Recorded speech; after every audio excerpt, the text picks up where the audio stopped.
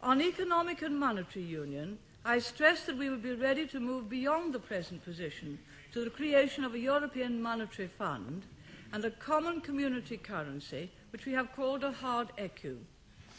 But we would not be prepared to agree to set a date for starting the next stage of economic and monetary union before there is any agreement on what that stage should comprise.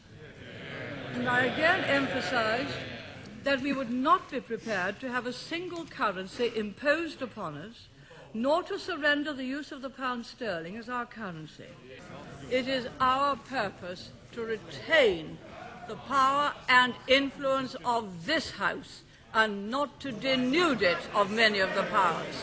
I wonder what the right honourable gentleman's policy is in view of some of the things he said. Would he have agreed to a commitment to extend the community's powers to other supplementary sectors of economic integration without having any definition of what they are? Would he? Because you would have thought he would from what he said. One of them was that the Commission wants to extend its powers and competence into the area of health. We said no, we weren't going to agree to those things. And what he says, he sounded as if he would, for the sake of agreeing, for the sake of being little Sir Echo and saying me too.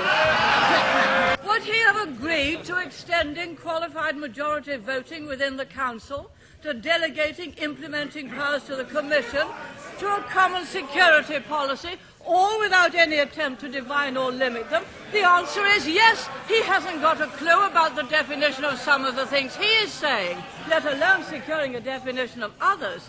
Yes, the Commission does want to increase its powers. Yes, it is a non-elected body, and I do not want the Commission to increase its powers against this House. So, of course, we are differing. Of course, the chairman or the president of the Commission, Mr. Delors, said at press conference the other day that he wanted the European Parliament to be the democratic body of the community. He wanted the Commission to be the executive, and he wanted the Council of Ministers to be the Senate. No. No.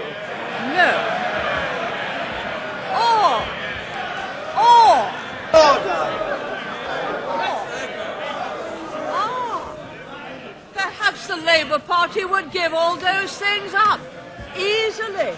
Perhaps they would agree to a single currency, to total abolition of the pound sterling. Perhaps, being totally incompetent with monetary matters, they'd be only too delighted to hand over the full responsibility, as they did to the IMF, to a central bank.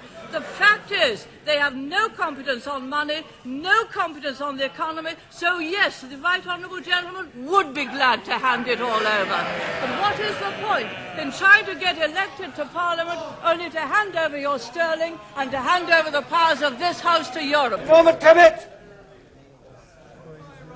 Friend not agree that the mark of a single currency is that all other currencies must be extinguished, and not merely extinguished, but that the capacity of other institutions to issue currency has to be extinguished.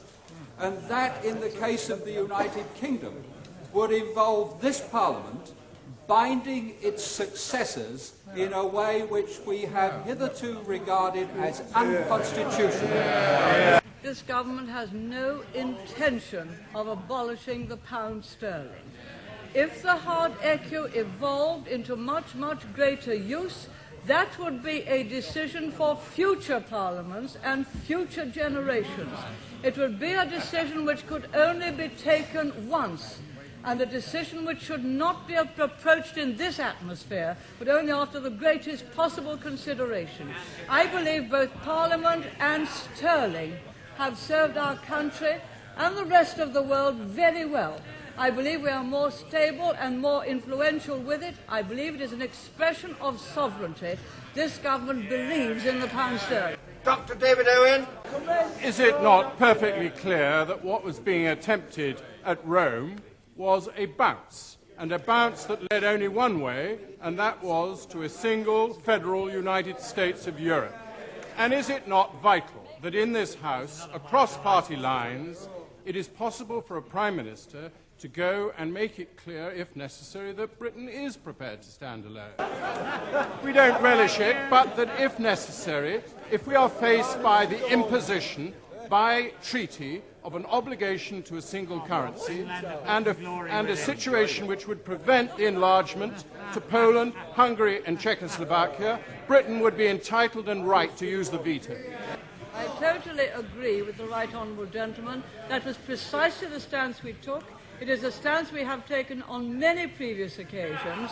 The European monetary system to which we belong, is a system designed for 12 sovereign states in cooperation with one another to come to the exchange rate mechanism. What they are proposing now, an economic and monetary union, is really the back door to a federal Europe, and we totally and utterly reject that. We would have greater economic and monetary cooperation, which can be achieved by keeping our sovereignty. There is no majority in this House for EMU, but is the Prime Minister aware that I attended a conference in Italy last year, and an Italian minister spoke to me about EMU, and I said, what if Mrs. Thatcher opposes it?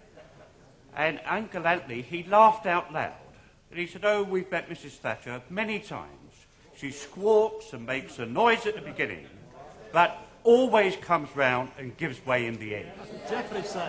Now, what assurances and guarantees can she give this House today that she will not give way on this issue, as she did give way on the Madrid condition about British inflation before she joined the ERM? That's what they said, Mr. Speaker, when I was negotiating for a better budget deal for Britain. Twice, they and the people in the Commission and our people in the Commission, and we had the presidency of the Commission, advised me to give way. They found out different. Mr. Speaker, next Wednesday, the doors of this chamber will be closed to black rod as a symbol of the independence of this House. What will be the effect on the independence of this House and the nation which elects it if the power to veto proposals affecting social affairs, environment and taxation were to be removed? Mr. Speaker, I hope that when the next election comes, people who want to come to this House will come to uphold its powers and its responsibilities and not to denude this House of them. We have surrendered some of them to the community. In my view, we have surrendered enough.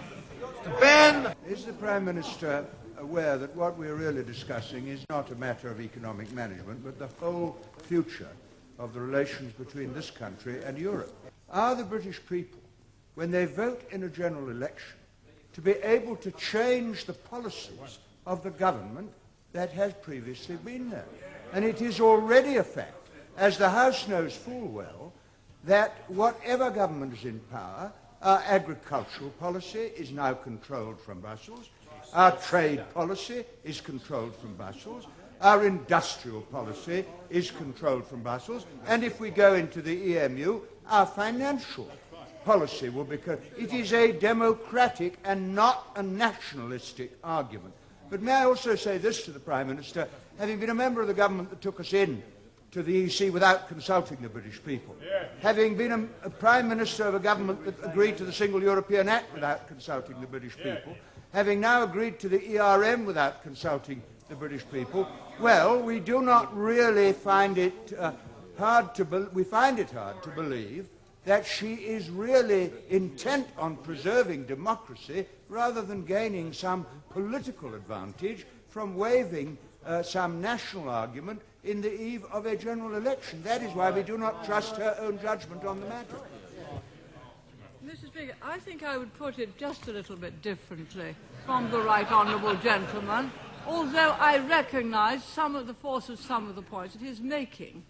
I think when the proposals for, the Delors proposals for EMU came out, the Economic and Monetary Union, it was said immediately by my right honourable friend, the then Chancellor of the Exchequer, that this was not really about monetary policy at all. It was really about a backdoor to a federal Europe.